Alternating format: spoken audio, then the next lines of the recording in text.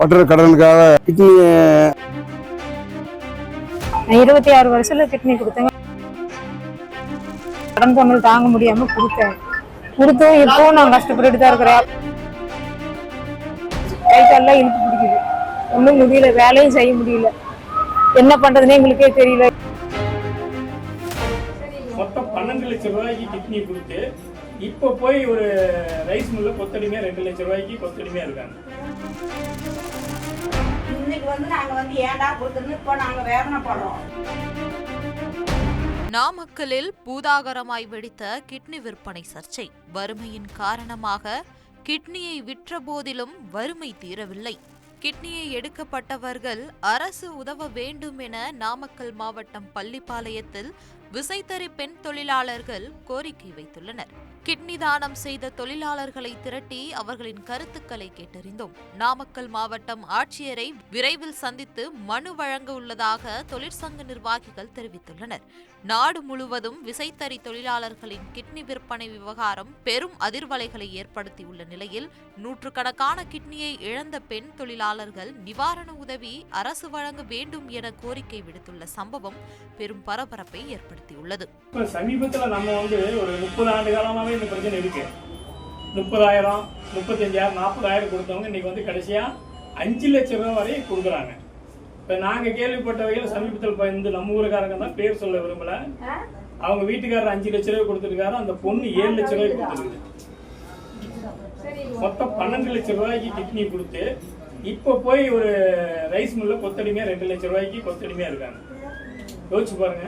இதுக்கு அந்த பொண்ணுக்கு 20, 29, 28 வயசு தான் இருக்கும். அவருக்கு பாத்தீங்கன்னா 30, 32 வயசு தான் இருக்கும். 2 குழந்தைங்க. அப்ப இது இப்ப எப்படி யோசிக்கிறது தெரியல. ஒண்ணு வறுமையில இருக்கிறாங்க, கடன் தொல்லைன்னு இருக்கிறாங்க, குழு கடன் மூலமா நம்ம கடன் பட்டுதுன்னு சொல்லி எடுக்கிறாங்க. இன்னொன்னு எடுத்தா என்னன்னு சொன்னா இவ்வளவு 7 லட்சம் 12 லட்சம் ரூபாய் அந்த பொண்ணுகிட்டயே நாங்க நேரடியாக பேசும்போது 5 லட்சம் ரூபாய் நாங்க பேசினாங்க. அந்த அவர் எடுத்தவர் விவோ, இந்த கிட்னி கொடுத்தவர் விவோ. அவரு குழந்தைங்க 2 பேர் இருக்கனால மேல 2 லட்சம் ரூபாய் சேர்த்து கொடுத்தாரு. பேசுனது எங்களுக்கு 5 லட்சம்னா கொடுத்தது 7 லட்சமா கொடுத்தாங்கன்னு சொல்லி அவரு அந்த மாதிரி சொல்லுது. அப்ப அந்த அவர் கொடுத்தது 5 லட்சம், இந்த மாதிரி கொடுத்தது 7 லட்சம் ரூபா பணத்தை வாங்கி என்ன பண்ணீங்கன்னா எல்லாமே செலவாயிருச்சுங்க, கடனை கட்டணுங்கிறாங்க. அவ்வளவு கடன் இருந்தாலும் அவ்வளவு கடன் இல்லைங்கிறாங்க. ஆனா எப்படி ஆச்சுன்னா தெரியலங்க. அப்ப தெரியாத நாங்க ஒரு அறியாத வயசுல நான் எடுத்துட்டோம், புரியல. அப்ப எங்களுக்கு ஒரு 45,000 தான் கொடுத்தாங்க. அந்த 45,000த்திலேயே அங்கேயே பாதி காசு செலவாகி போயிடுச்சு. எங்களுக்கு அதோட மீதி எந்த ஒரு இதுவுமே கிடையாது என்ன.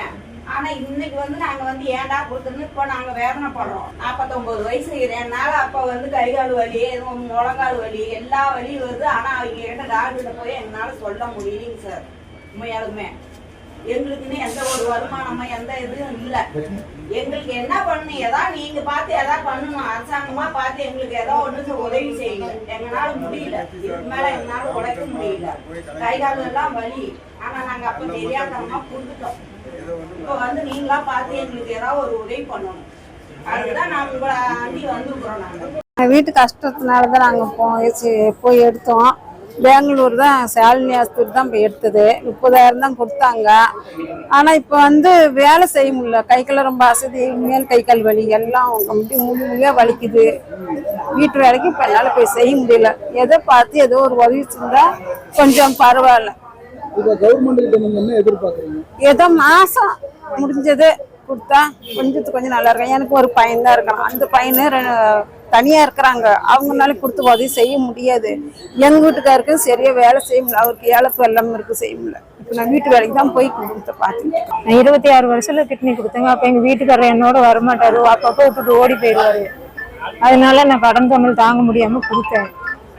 இப்போ நான் கஷ்டப்பட்டு தான் இருக்கிறேன். அப்பப்போ ஓடிடுறாரு, நான் மட்டும்தான் இருக்கிறேன். இது கடன் கொஞ்சம் வாங்கிட்டோம், கடன் கட்ட முடியல. பெரிய பிரச்சனையா வீட்டுல இருக்கலாமா வேணாமான்னு ரொம்ப முடியல. உடம்பெல்லாம் அமாவாசை அன்னைக்கு நான் செத்து போயிடுவான்னு நினைச்சேன். அப்படி அந்த நிலைமைக்கு ஆயிடுச்சு. கை கால்லாம் இழுத்து பிடிக்குது, ஒன்றும் முடியல, வேலையும் செய்ய முடியல. என்ன பண்றதுன்னு எங்களுக்கே தெரியல. ஏதோ எங்களுக்கு பார்த்து ஒரு இருக்க இடம் மாசம் கொஞ்சம் காசு கொடுத்தா நாங்க அதை வச்சு நான் உழைச்சிக்குவேன். பற்ற கடனுக்காக நம்ம கிட்னி நம்ம தானம் கொடுத்தாப்புல கொடுத்து பற்ற கடனை கட்டிட்டு தான் பொண்டாட்டி இறந்துட்டா, பையனும் இறந்துட்டா, அவங்க 4 குழந்தைய 7 குழந்தைய காப்பாற்றிட்டு இருக்கிறோம் பள்ளத்தில். ஒரு 20 வருஷம் இருக்கு. அப்போ வந்து 30 ரூபாய்னா கையில் 20 தான் வந்துச்சு. அவ்வளோதான். இப்போ இது என்ன பிரச்சனை உங்களுக்கு? என்ன பிரச்சனை, உட்காந்து எந்திரிக்க முடியல, நடக்க முடியல. சரி, என்ன உங்களுக்கு தேவைப்படுது? என்ன தேவைப்பட்டோ அந்த குழந்தைய காப்பாற்றணும், வேற என்ன எனக்கு என்ன பண்ணுறது. 3 குழந்தையால இந்த மாவட்டத்தில் இல்லை, நான் பெரியார் மாவட்டத்தில் பேச்செல்லாம் படிக்குது. என்ன எதிர்பார்க்குறீங்க? என்ன எதிர்பார்க்குறதுல என்ன, நீங்கள் அரசாங்கம் சொல்கிறதோ அதை செய்யலாம். நம்ம கேட்டு என்ன சொல்ல போகிறாங்க. ட்ரெண்டை ஃப்ரெண்ட் ஆக்கிக்கோங்க. தந்தி டிவியின் சப்ஸ்கிரைபர்ஸ் அண்ட் ஃபாலோவர்ஸ் குடும்பத்தில் நீங்களும் இணையுங்க.